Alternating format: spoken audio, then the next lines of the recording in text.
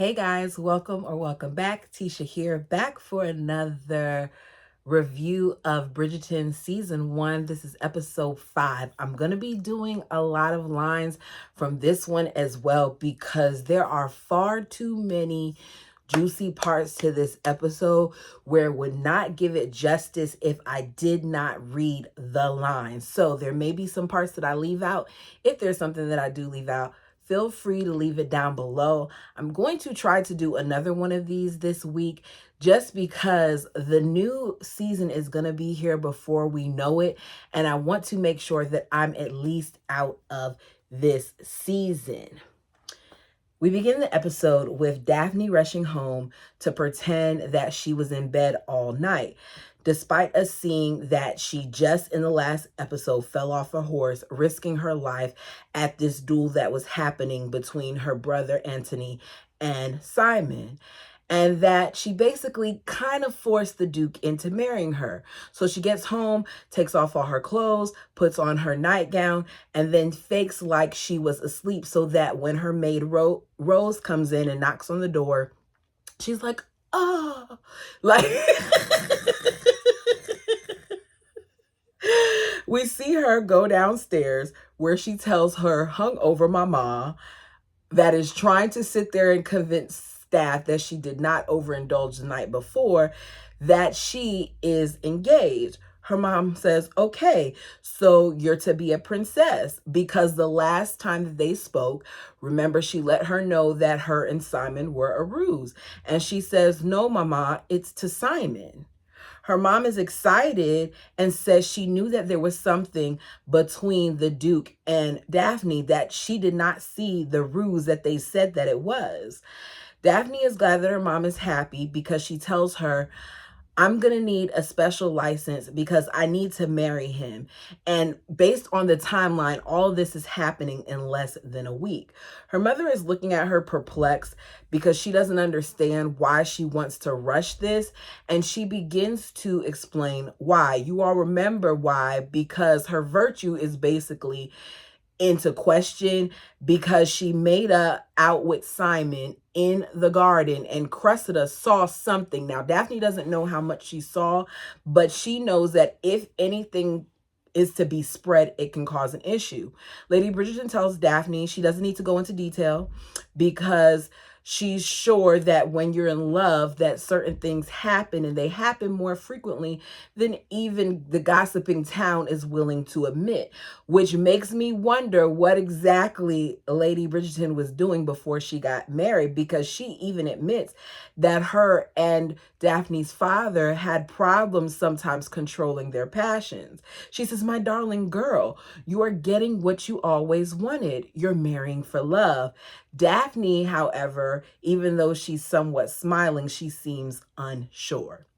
We then get narration from Lady Whistledown. One may say modesty is a virtue, yet this author is hardly a virtuous woman. It is therefore my great pleasure to announce the news others questioned, but I never doubted. Meanwhile, we see the queen walking down the castle aisle, excited, telling her people different things, plans of her own, basically. She's at the palace saying it will be the grandest wedding of the year, tulips enough to fill the room and with the finest silks. We see her advisor, the main one, running her down while she is talking because she has yet to see the scandal sheet that has been written by Lady Whistledown. Lady Whistledown continues, the diamond of the season has made her match, officially betrothed to the Duke of Hastings.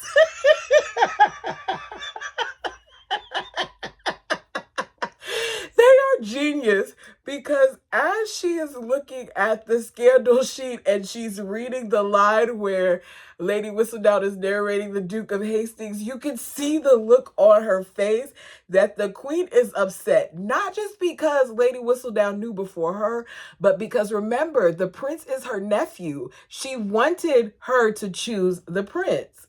She continues. The bride undoubtedly is giddy with anticipation over the impending nuptials, an event that will take place sooner rather than later. Daphne doesn't seem that excited. Meanwhile, Lady Whistledown is continued to be heard in the background saying, "Of course, there are only two reasons to procure a special license and race to the altar: true love or concealing a scandal." We then see the Duke arrive late to promenade with Daphne, and he looks a hot mess. Daphne can sense that something is wrong, so she tells him to look at her. And for a moment, you see them lock eyes, and you can feel him let down his guard as they're approached by a couple. And one of the things that they say is, "You make a fine couple, and we cannot wait to see, your kids." So at the mention of kids, he then puts that shield right back up. She goes to touch him and he pulls away. As the people have noticed this, this isn't good. This isn't the type of stuff that you want people to see. We then see Anthony go to see Sienna at Madame Delacroix's house, but she doesn't want to see him. So Madame Delacroix lies and tells him that she left town. At the Featherington's house, we see Lady Featherington, confronting her husband because she went to Madame Delacroix to get some of the ladies' dresses, and she is refusing to give her any more dresses until the last month's bills are paid, because as I said in the last episode, we now know that they are broke. He tells her that the girls have plenty of dresses and that they can just wear what they already have, but that's not what Lady Featherington wants. Back at Madame Delacroix, which I'm assuming this is later on in the day maybe, we see Daphne there.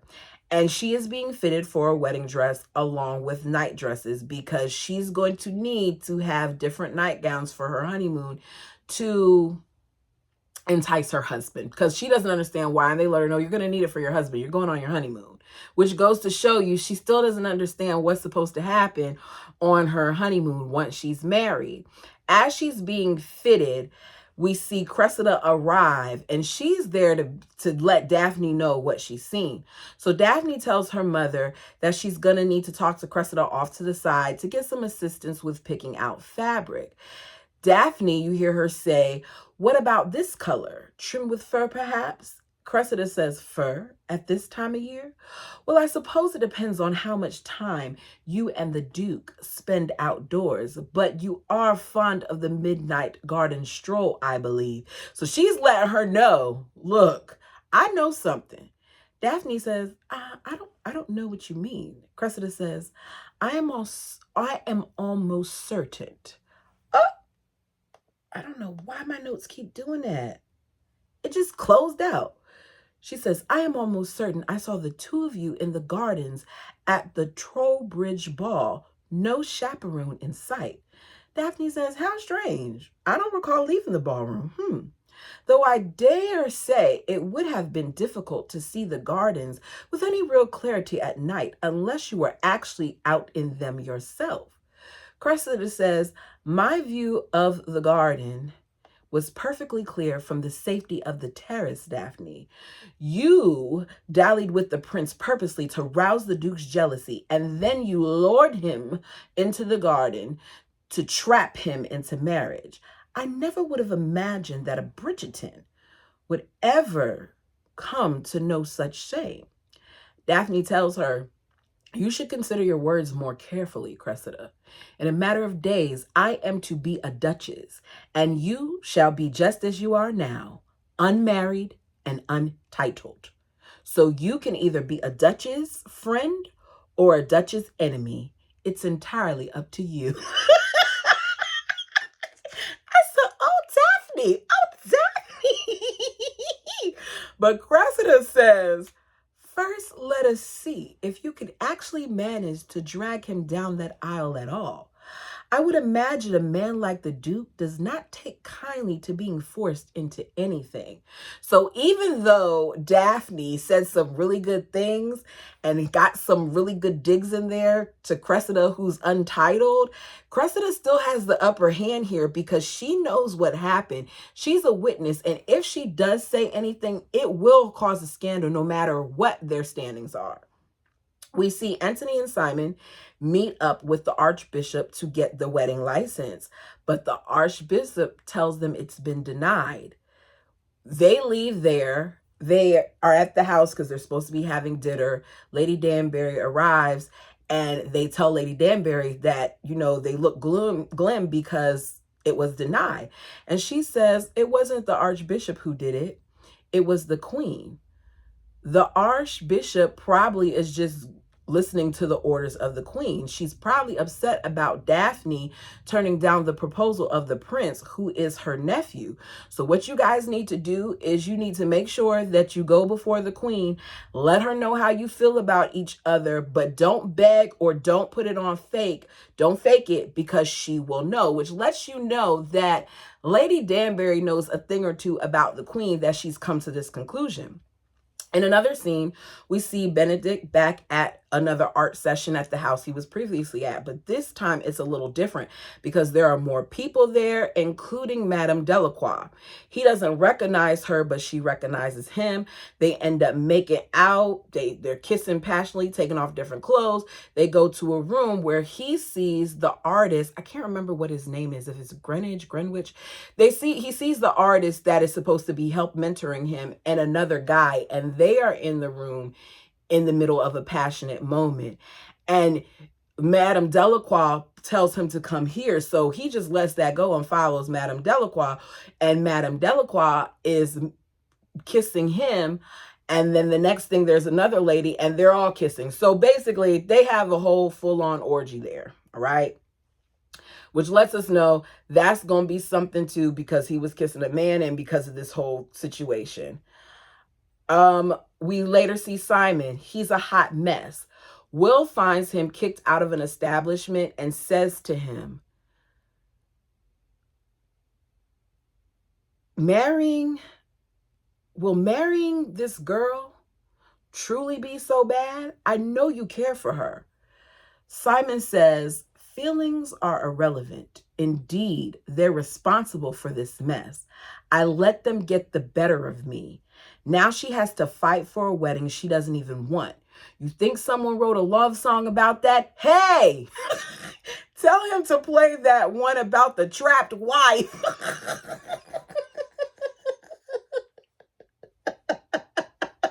He's drunk because they're playing music and he's making a selection. Play the one about the trapped wife.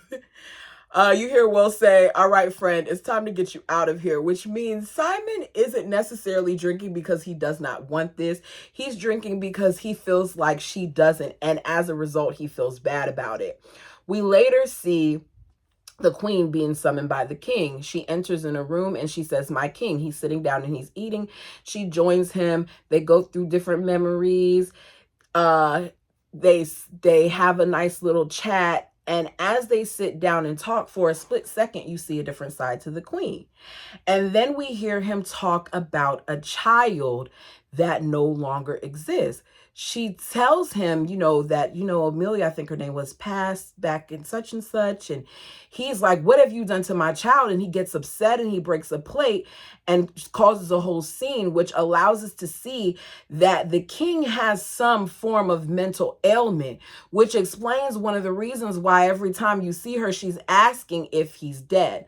I really got annoyed with Queen Charlotte a lot in the first season, even a little bit of the second, until I watched her actual installment, which I'm gonna review it at some point. But it made me think differently about her because it showed what she went through to get to this position. And despite the way she appears to be harsh and not care, she really does love her husband George. But Back to the scene. So we later see Simon and Daphne appear before the queen to plead their case. Daphne goes with the flow and says, it was, I'm sorry about, not going through things with your nephew, the prince, but it was love at first sight. And Simon quickly interrupts, and I gotta quote this, y'all. I gotta quote what he says. He says, "It was not, Your Majesty. The young lady flatters me, but it was not love at first sight for either of us. There was an attraction, certainly, at least on my part, but Miss Bridgerton thought me presumptuous, arrogant, insincere. All fair, really, and I thought her a prim young lady barely out of leading strings, not to mention the sister of my best friend, and so romance was entirely out of the question for both of us. But in so removing it, we found something far greater. We found friendship. You see, Miss Bridgerton and I have been fooling all of Mayfair for some time. We have fooled them into thinking we are courting when really, all along, we were simply enjoying each other's company. So much we could not stay away from one another. I have never been a man that much enjoyed flirting or chatting or indeed talking at all. But with Daphne, Miss Bridgerton, conversation has always been easy. Her laughter brings me joy. To meet a beautiful woman is one thing, but to meet your best friend in the most beautiful of women is something entirely apart. And it is with my sincerest apologies, I must say, it took the prince coming along for me to realize I did not want Miss Bridgerton to only be my friend. I wanted her to be my wife. I want her to be my wife. And so I plead with you not to make us wait." You hear Daphne say, "Simon." The queen says, "You are wise, or perhaps unusually lucky to understand friendship to be the best possible foundation a marriage can have, even if that foundation should crumble as quickly as it was built. I shall like to offer you a choice, Miss Bridgerton. Do you wish to marry this man?" They end the scene.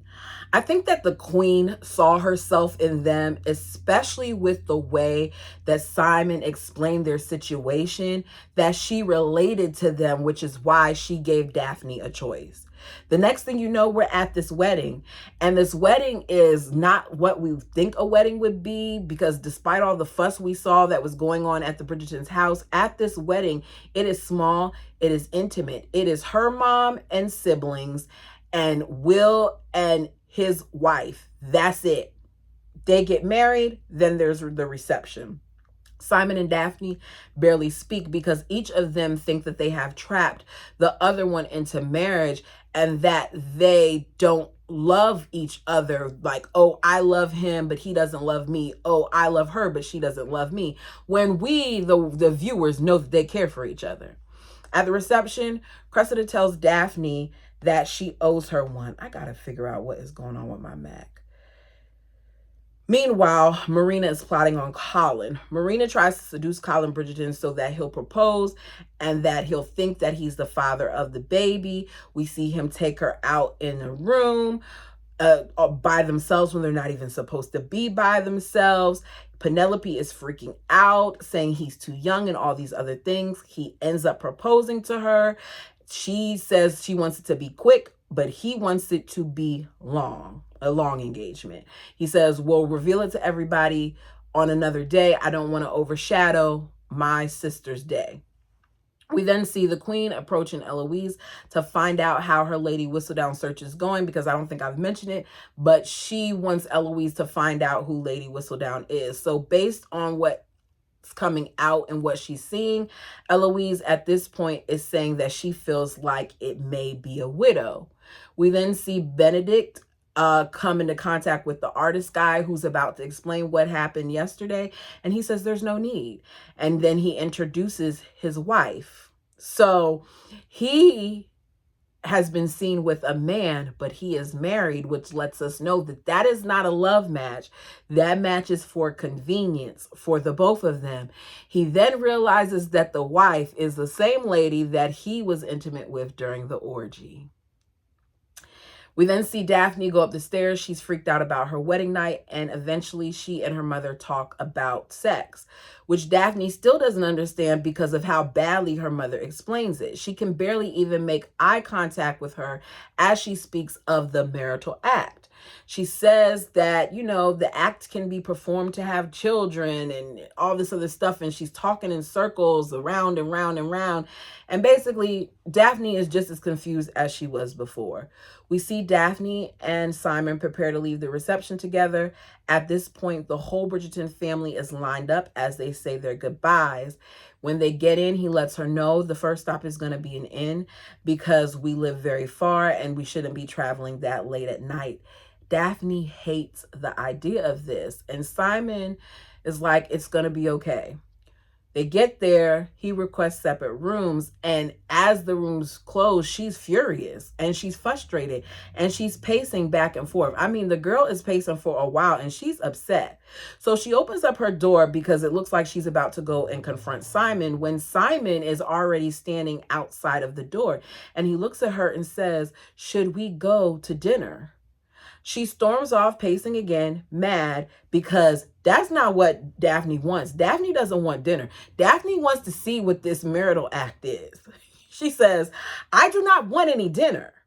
I have spent the last 3 days wanting to be alone with you, wanting to talk to you, wanting to know. I understand that you don't wish to see me, that you would prefer to stay in separate rooms and endure a wordless dinner together on our wedding night, but I..." Simon says, "That is not what I would prefer." She says, "Simon," he says, "you are mistaken." She continues, "You have avoided my presence." He says, "In order to allow your liberty." She says, "You have said all but a few words to me." He says, "In order to keep myself from saying the wrong things." She says, "You've barely been able to look me in the eyes." He says, "I could not bear to witness the misery I have caused you." She says, "You did not. I am the one who trapped you into this marriage." He says, "I trapped you. I have spent the last 3 days in agony, unable to talk to you, unable to be alone with you, because I knew you wanted nothing to do with me. And understandably so, after forcing you to make an unimaginable sacrifice. You wanted a life with children, a family. You wanted a life with a man you truly knew. You wanted a love match. And yet," she says, "and yet, this could not be any more different. Is that what you hope to say? I shall join you for dinner momentarily." He says, "Everything I told the queen was true. I cannot stop thinking of you. From the mornings you ease to the evenings you quiet to the dreams you inhabit, my thoughts of you never end. I am yours, Daphne. I have always been yours." When I heard him say, "I have always been yours," I said, Jesus. So he says all of that, you guys, and she still doesn't get it. He says, "I don't know how to be any more clearer." She says, "Don't get angry." He says, "I am not angry. She says, "You look angry and bothered. Look at you. You are downright flushed." He says, "Yes, that is what happens." She says, "When one is angry." He says, "When one burns for someone who does not feel the same." She says, "You burned for me?" He says, "Why do you think I followed you into that garden? Why do you think I followed you into that garden?" She says, "Why do you think I went into that garden? If you would have only looked at me this week for longer than 2 seconds, you would have seen it is you I cannot sacrifice. I burn for you." Next thing you know, the passion ensues. I'm talking about heavy breathing, heavy kissing, him asking if she wants him to stop, him saying he wants to show her more. This is all before they even have the marital act. Him undressing her, him saying, "Did you touch yourself like we talked about?" She says, "Yes." He says, "Show me." I said, whoa, Jesus again. She says, "I can't." He takes her hand as if to, simulate what she did. And he tells me, "Tell me what you thought about when you were alone." And she says, "I need you closer." So they kiss, and he stands up. And he went from shirtless to pantsless. I mean, we see cheeks, 2 cheeks. He then goes in to be on top of her, and he says, "This may hurt for a moment." Y'all, the scene is so realistic that had I not known any better, I would have think that I was actually watching these two people actually have relations on camera, that they were actually making love for us on camera, because whoever was the intimacy coach for them did an amazing job. And these two actors did an amazing job. We then get this very long, passionate scene. Well, let me not say long. We get a somewhat lengthy scene, and it leaves no doubt to us that Daphne finally knows what the marital act is, because she finishes. So she tells him, "I thought about you," while he's inside of her. "I thought about you." And they both climax together. While they're climaxing, though, he pulls out of her. As he's leaned over to the side, he says, "How do you feel?"